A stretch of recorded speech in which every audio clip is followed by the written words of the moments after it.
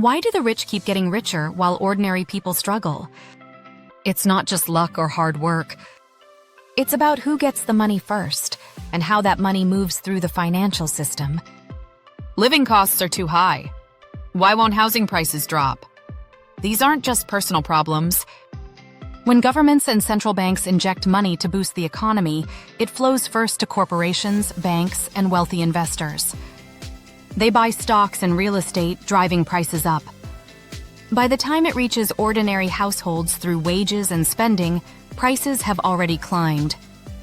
This is what economist Richard Cantillon called the Cantillon Effect. After the pandemic, US M2 money supply surged, dipped slightly in 2023 and rose again, reaching about $22 trillion by mid-2025. That's a lot of money still in circulation. Housing prices tell the story. In May 2025, the S&P CoreLogic Case-Shiller Index was up about 2.3% from a year earlier. The pace has slowed, but prices remain at record highs. Even higher interest rates haven't brought them down much. Early recipients of new money keep accumulating assets. By 2025, the top 10% of U.S. households still hold around 70% of the nation's wealth. It's a long-term trend. Wealth concentration keeps growing. Meanwhile, the money reaching ordinary people has already lost value. What's left?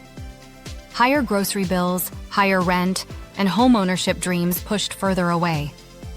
Inflation becomes an invisible tax, the stealth tax, that quietly erodes everyone's income.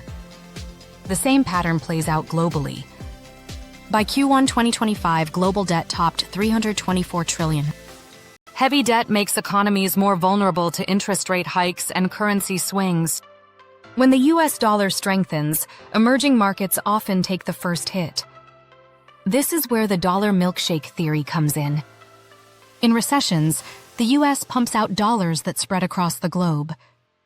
Later, higher interest rates and a strong dollar pull that liquidity back into the US, boosting the value of dollar assets. It's a vivid picture of how liquidity moves and why timing matters. The cycle is clear. Money arrives early for the wealthy, pushing their assets higher. It arrives late for most people, after prices have risen. Then interest rate hikes hit the middle and lower classes hardest, while a strong dollar squeezes emerging markets. This cycle builds inequality into the system. Changing this reality starts with understanding it. Liquidity flows from asset prices to consumer prices. Once prices rise, they rarely drop much. Wealth concentration isn't a short-term event, it's the long game.